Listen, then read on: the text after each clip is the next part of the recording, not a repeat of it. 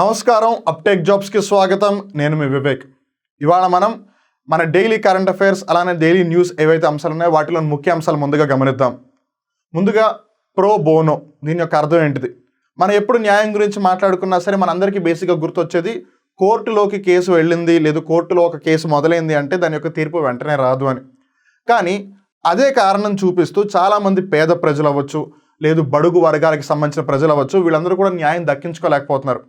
So గవర్నమెంట్కు ఉన్న ఒక రెస్పాన్సిబిలిటీని ఫుల్ఫిల్ చేయడానికి న్యాయబంధు అని ఒక స్కీమ్ వచ్చింది. దానికి సంబంధించి ప్రోబోన్ రిలేటెడ్ అనమాట.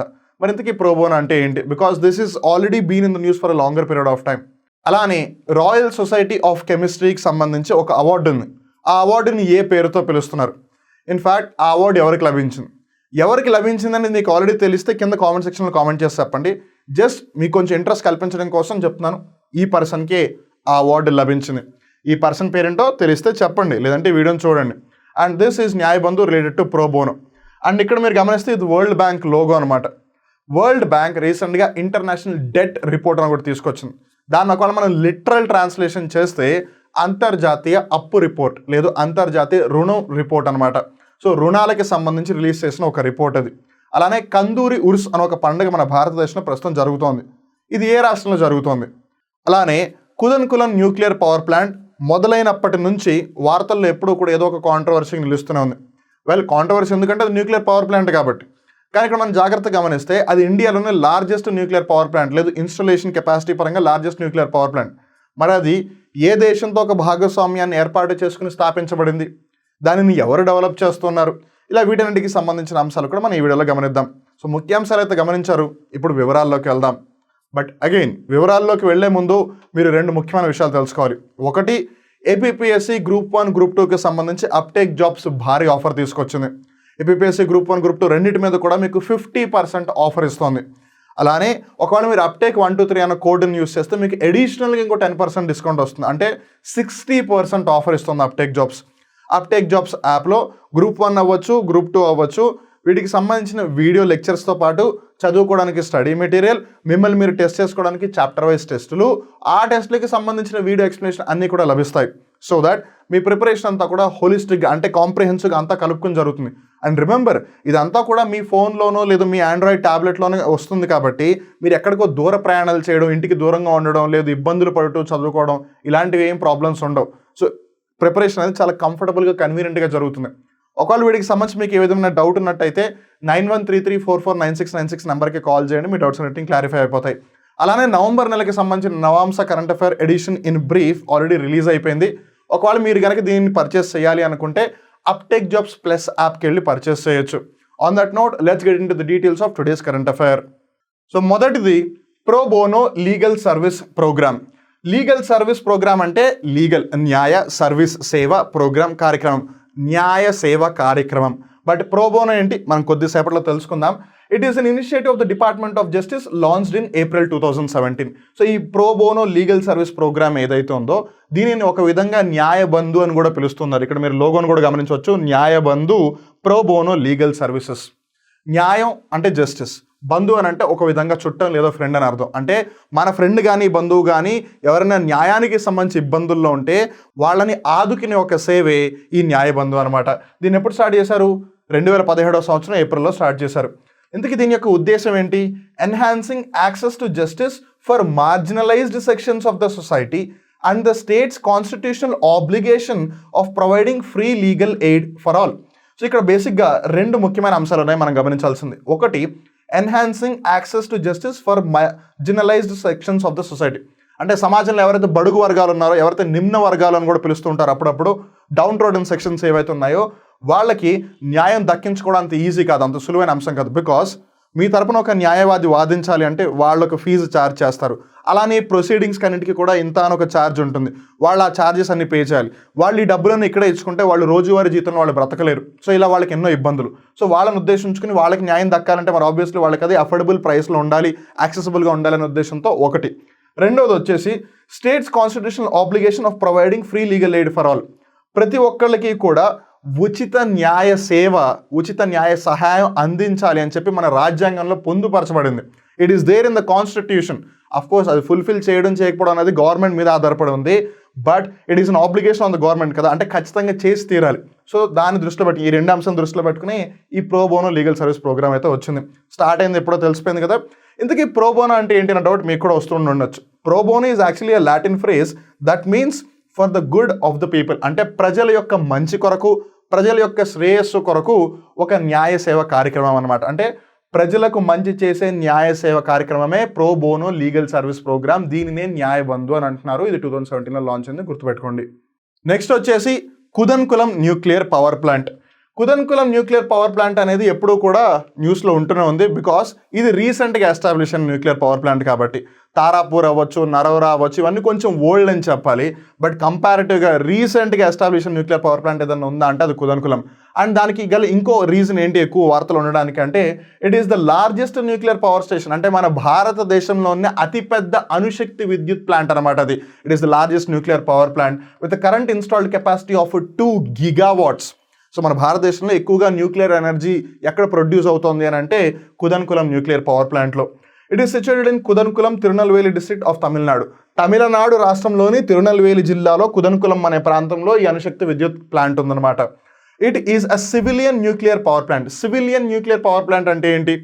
సివిల్ పర్పస్ అంటే ఒక పౌర వినియోగానికి, అంటే కామన్ పీపుల్ మనలాగా ఎవరైతే ఉన్నారో వీళ్ళందరూ మన పర్పసెస్కి, అంటే మన బిజినెస్ యాక్టివిటీస్ అవ్వచ్చు, మన రోజువారీ డే టు డే యాక్టివిటీస్ అవ్వచ్చు, వీటికి సంబంధించి అయితే విద్యుత్ వినియోగం ఉంటుందో దాని యొక్క ఉత్పాదనే ఇక్కడ చేస్తున్నారనమాట. It is built by India in joint collaboration with Russia. So Kudankulam nuclear power plant భారతదేశం ఏ దేశం యొక్క సాయం తీసుకుని లేదు, ఏ దేశంతో ఒక భాగస్వామ్యాన్ని నెలకొల్పి స్థాపించింది అని అంటే Russia. India, Russia, Kudankulam. It is being developed by nuclear power corporation of India, NPCIL. So ఇప్పుడు కుదన్కులం న్యూక్లియర్ పవర్ ప్లాంట్ని ఎవరు అభివృద్ధి చేస్తున్నారు అంటే NPCIL, nuclear power corporation of India limited. అలానే ఇక్కడ చిత్రపటంలో మీరు కుదన్కులం న్యూక్లియర్ పవర్ ప్లాంట్ని కూడా గమనించవచ్చు. నెక్స్ట్ వచ్చేసి నిహోమ్ ప్రైజ్. ఇందాక మీరు ముఖ్యాంశాలు చెప్పినప్పుడు నిహోమ్ ప్రైజ్ అని చెప్పలేదు కదా మాస్టారు అన్న డౌట్ మీకు రావచ్చు. వెల్, అన్ని ముందుగానే చెప్పేస్తే మీరు వీడియో చివరి దాకా చూడాలన్న ఉద్దేశంతో నేను అలా చెప్పాను. నిహోమ్ ప్రైజ్కి సంబంధించిన వివరాల్లోకి వెళ్తే, ప్రొఫెసర్ సవితా లాడ్గే, మేబీ కొంతమంది దాన్ని లడాగే అని చదవచ్చు, మీరు లడాగే అని ప్రొనౌన్స్ చేసినా లాడ్గే అని ప్రొనౌన్స్ చేసినా ఇక్కడ పెద్దగా ప్రాబ్లం మనకు ఉండదు. బట్ సవిత గారికి మేబీ ఉండొచ్చు, బికాజ్ ఆవిడ మహారాష్ట్రియన్. లాడ్గే అనేది ఆవిడ సర్నేమ్ అనమాట, ఆవిడ ఇంటి పేరు. అండ్ మహారాష్ట్ర లేదు ఉత్తర భారతదేశంలో ఇంటి పేరుని పేరు తర్వాత ఉపయోగిస్తారు. సో ఏదైతేనే సవితా లాడ్గే గారికి royal society of chemistries prize లభించింది. So royal society of chemistry ఈ నిహోమ్ ప్రైజ్ అనేది ఇస్తూ ఉంటుంది అనమాట. సో ఈ నిహోమ్ ప్రైజ్ రీసెంట్గా వాళ్ళు డిక్లేర్ చేశారు ఎవరికి ఇస్తున్నాము అనేది. సో సవితా లాడ్గే గారికి ఇది వరించింది. ఇక్కడ చిత్రపటంలో మీరు ఆవిడని గమనించవచ్చు. ఈవిడ Tata institute of fundamental research ఏదైతే ముంబైలో ఉందో అక్కడ ప్రొఫెసర్గా పనిచేస్తున్నారు ఈవిడ. It is an annual award from the royal society of chemistry that recognises achievements in chemical sciences education. అంటే రసాయన శాస్త్రానికి సంబంధించి ఏదైతే విద్యా బోధన ఉందో ఆ అంశానికి సంబంధించిన ఒక అంతర్జాతీయ పురస్కారం అనమాట ఇది నిహోమ్ praise. The praise honours the life and work of sir Ronald నిహోమ్, an Australian born chemist who served as president of the Royal Society of Chemistry from 1968 to 1970. So బేసిక్గా ఈ పురస్కారం ఎవరి పేరు మీద ఇస్తున్నారు అని అంటే సర్ రొనాల్డ్ నిహోమ్. ఈయన 1968 నుంచి 1970 వరకు కూడా ఈ రాయల్ సొసైటీ ఆఫ్ కెమిస్ట్రీ ఏదైతుందో దానికి ప్రెసిడెంట్గా కూడా వ్యవహరించారు. The prize alternates between being open to international nominations and being open only to nominations from the UK and Ireland. ఇది మీరు జాగ్రత్తగా గుర్తుపెట్టుకోవాలి. సో నిహోమ్ ప్రైజ్కి సంబంధించి నామినేషన్స్ ఇస్తారు కదా, ఆ నామినేషన్ ఇచ్చేటప్పుడు ఒక సంవత్సరం ఏమో ప్రపంచంలోని అన్ని దేశాలని అలౌ చేస్తారు, ఒక సంవత్సరం ఏమో కేవలం UK అలానే ఐర్లాండ్ మటుకు అలౌ చేస్తారు. That is something that we real need to understand. ఇప్పుడు ఫర్ ఎగ్జాంపుల్ 2023 సంవత్సరానికి సంబంధించి ఒక ఇండియన్కి ఇచ్చారు. దాని అర్థం 2024లో వాళ్ళు నామినేషన్స్ తీసుకునేటప్పుడు కేవలం UK ఐర్లాండ్ దేశాల్లో ఉన్న కెమిస్ట్రీ స్టూడెంట్స్కి ఎవరైతే టీచ్ చేస్తున్నారో వాళ్ళని వాటికి కన్సిడర్ చేస్తారు. మళ్ళీ 2025లో మళ్ళీ ప్రపంచవ్యాప్తంగా అందరినీ కన్సిడర్ చేస్తారు. So that's how it works. That is నిహోమ్ ప్రైజ్. నెక్స్ట్ వచ్చేసి అంతర్జాతీయ అప్పు రిపోర్టు, లేదు అంతర్జాతీయ రుణ రిపోర్టు, లేదు ఇంగ్లీష్లో ఫార్మల్గా చెప్పాలంటే ఇంటర్నేషనల్ డెట్ రిపోర్ట్. మీరు అనొచ్చు మాస్టారు అక్కడ DEBT డెప్ట్ అని రాస్తుంది కదా, మీరేంటి డెట్ అంటున్నారని. English is a funny language. అక్కడ DEBT అని రాస్తున్నా సరే వాళ్ళు బి పలకరు అనమాట. So it's debt, it's not dept. The report is release by World Bank recently. So మీరు ఇక్కడ గమనించవచ్చు, ఇందాక కూడా మనం డిస్కస్ చేసాం, ఇది వరల్డ్ బ్యాంక్ యొక్క లోగో. వరల్డ్ బ్యాంక్ని international bank for reconstruction and development IBRD అని కూడా పిలుస్తూ ఉంటారు. సో కన్ఫ్యూజ్ అవ్వద్దు. It is a twin along with IMF. Okay, so ఇది వరల్డ్ బ్యాంక్ రిలీజ్ చేసింది రిపోర్ట్ని. వాళ్ళు ఇంతకీ ఏం గుర్తించారంట, ప్రస్తుత కాలంలో currently about 60% of low income countries are at high risk of డెప్ట్ డిస్ట్రెస్. అంటే మీరు ఎక్కువగా రుణాలు తీసేసుకుంటున్నారు, కానీ ఆ రుణాలను మంచిగా ఉపయోగించి దాన్ని తిరగకట్టగలిగే స్తోమత ఒకవేళ మీరు క్రియేట్ చేసుకోలేకపోతే మీరు మెల్లిమెల్లిగా రుణ భారంలోకి వెళ్ళిపోతారు. You get into the debt crisis. దాని నుంచి మళ్ళీ బయటికి రావడానికి మళ్ళీ ఇంకో అప్పు, దాని నుంచి బయటికి రావడానికి మళ్ళీ ఇంకో అప్పు. సో అలా మీరు డెట్ క్రైసిస్లోకి వెళ్ళిపోతారు. ఆ డిస్ట్రెస్ అనేది పెరుగుతోంది అని చెప్పి ఇంటర్నేషనల్ డెట్ రిపోర్ట్ చెప్తోంది. Debt service payments, which include principal and interest, increased by 5% over the previous year for all developing countries. ఇప్పుడు వరల్డ్ బ్యాంకు చాలా దేశాలకి రుణాలు ఇస్తుంటుంది కదా, మరీ ముఖ్యంగా ఏవైతే దేశాలు అభివృద్ధి చెందుతున్నాయో, డెవలపింగ్ కంట్రీస్ ఏవైతే ఉన్నాయో వాటికి బాగా రుణాలు ఇస్తుంది. ప్రస్తుతం ఒకవేళ మనం ఈ రిపోర్ట్ చూసుకున్నా సరే దగ్గర 75 దేశాలకి వరల్డ్ బ్యాంకు రుణాలు ఇస్తుంది.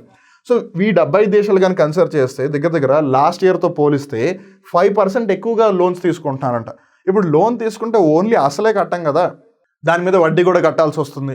సో ఆ విధంగా వాళ్ళు తీసుకునేది ఒక ఎత్తు అయితే తిరిగి కట్టాల్సింది ఎక్కువ, కానీ వాళ్ళు అది కూడా తెచ్చుకోలేకపోతున్నారు. దానివల్ల మళ్ళీ ఇంకో అప్పు అడుగుతున్నారు అనమాట. So that's how slowly countries are getting into the debt crisis అని చెప్పి రిపోర్ట్ చెప్తోంది. తర్వాత కరెంట్ అఫైర్ వచ్చేసి కందూరి ఉర్స్ ఫెస్టివల్. కందూరి ఉర్స్ పండుగ ఇది ఎక్కడ జరుగుతుంది అంటే the annual Kandoori Urs festival starts in Nagapattinam district of Tamil Nadu recently. So రీసెంట్గా ఈ పండుగ అక్కడ ప్రారంభమైంది. It's one of the most prominent festivals in that particular region అని చెప్పాలి. The 14-day festival commemorates the death anniversary of Saint Abdul Qadir and attracts followers from different faiths across the world. So ఒకప్పుడు Saint Abdul Qadir గారు ఉన్నవాళ్ళు అనమాట. ఆయన యొక్క death యానివర్సరీని ఒక పండుగ లాగా సెలబ్రేట్ చేస్తున్నారు. It is a 14-day festival, అంటే 2 వారాల పాటు జరిగే పండుగ ఈ కందూరి ఉర్స్ పండుగ. ఇది ఎక్కడ జరుగుతుంది? తమిళనాడు రాష్ట్రంలో జరుగుతుంది. సో ఇక్కడితో వాళ్ళ కరెంట్ అఫైర్ ఎపిసోడ్ ముగుస్తుంది. గుర్తుంది కదా, ఏపీఎస్సీ గ్రూప్ 1 అలానే ఏపీఎస్సీ గ్రూప్ 2కి సంబంధించి ఆల్రెడీ గవర్నమెంట్ నోటిఫికేషన్ రిలీజ్ చేసింది. తొందరలోనే అప్లికేషన్ ప్రాసెస్ కూడా స్టార్ట్ అయిపోతుంది. మీ ప్రిపరేషన్ మీరు ఎట్టి పరిస్థితుల్లో కూడా డిలే చేయకండి. మరి డిలే చేయకుండా ఎక్కడ ప్రిపేర్ అవ్వాలన్న డౌట్ మీకు ఉంటే తెలుసు కదా ఎక్కడ ప్రిపేర్ అవ్వాలో, అప్టేక్ జాబ్స్లో. ఇక్కడ మీకు వీడియో క్లాసెస్తో పాటు చదువుకోవడానికి స్టడీ మెటీరియల్, చాప్టర్ వైజ్ టెస్టులు, ఆ టెస్ట్లకి సంబంధించిన ఎక్స్ప్లెనేషన్ అన్నీ కూడా లభిస్తాయన్నమాట. సో మీ ప్రిపరేషన్ మొత్తం ఇంట్లోనే కూర్చొని మీరు హ్యాపీగా కొనసాగించవచ్చు. అలానే నవంబర్ నెలకి సంబంధించిన Navamsa current affairs edition in brief కూడా విడుదలైపోయింది. దీనిని ఒకవేళ మీరు పర్చేస్ చేయాలి అని అంటే అప్టేక్ జాబ్స్ ప్లస్ యాప్కి వెళ్ళి పర్చేస్ చేయొచ్చు. ఈవెన్ అక్టోబర్ నెలది కావాలన్నా సరే మీరు అక్కడికి వెళ్ళి పర్చేస్ చేయొచ్చు. సో మళ్ళీ ఇంకో రోజు ఇంకో కొత్త కరెంట్ అఫైర్ ఎపిసోడ్లో కలుద్దాం. అప్పటివరకు చూస్తూనే ఉండండి అప్టేక్ జాబ్స్. మిమ్మల్ని మీరు అప్డేట్ చేసుకుంటూ ఉండండి. నేను మీ వివేక్. నమస్కారం.